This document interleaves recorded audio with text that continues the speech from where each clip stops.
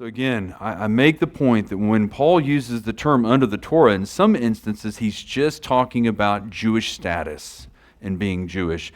There are other instances where under the Torah means under the condemnation of the Torah and under its judgment. That's how he uses it back in Romans chapter 6. And so, again, it's not the issue that Paul's against the Torah or has an issue with the Torah, but how is it being used? And that's the real question here.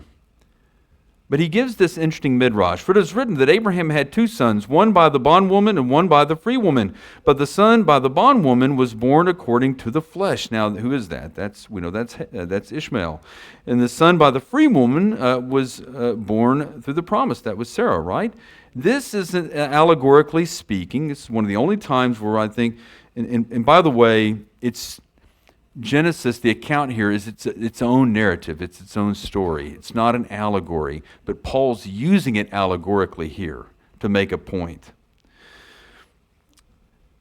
This is allegorically speaking, for these women are two covenants, one proceeding from Mount Sinai, bearing children who are to be slaves. She is Hagar.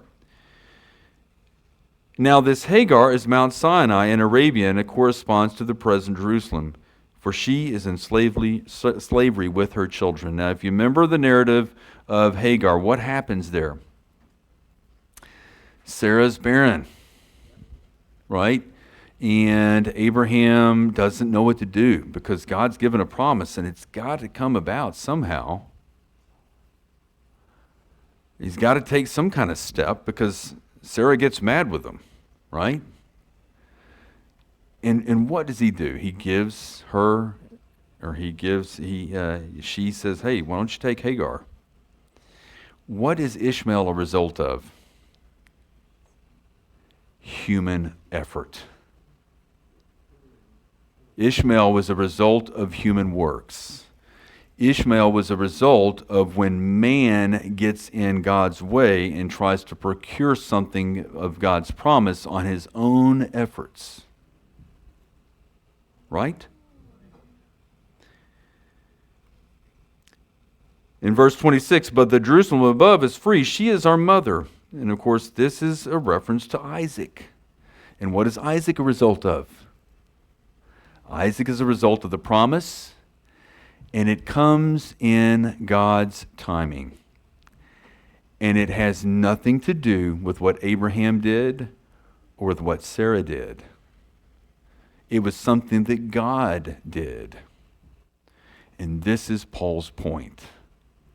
Are you going to be someone who strives for the kingdom based upon your own effort?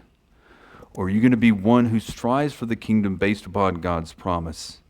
Rejoice, O barren woman who does not bear, and break forth and shout, you who are not in labor. This is from the Haftorah for Parashat Noach. In Isaiah 54, for more numerous are the children of the desolate than the one who has a husband. And you, brethren, like Isaac, Yitzchak, are children of promise. But as that time who was born according to the flesh persecute him was born according to the Spirit, so it is now. But what does the Scripture say? Cast out the bondwoman and her son, for the son of the bondwoman shall not be an heir with the son of the free woman. So then, brethren, we are not children of the bondwoman, but of the free woman.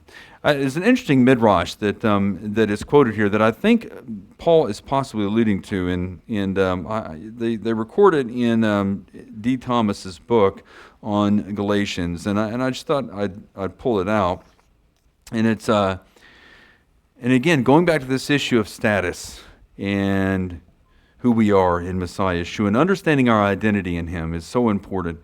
Ishmael said to Isaac, this is a midrash, it's not something that really happened, but the rabbis try to give an explanation.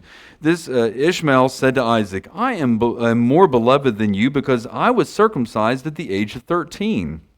Isaac retorted, I am more beloved than you because I was circumcised at 8 days.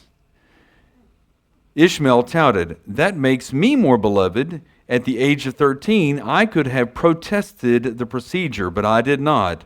I am more beloved than you because I was circumcised at the age of 13. In other words, he had a choice in this matter. But you were circumcised as a baby and had no choice in the matter. And it's possibly something that these advocates for circumcision and conversion to Judaism are making some kind of argument against these would-be followers of Yeshua in Galatia.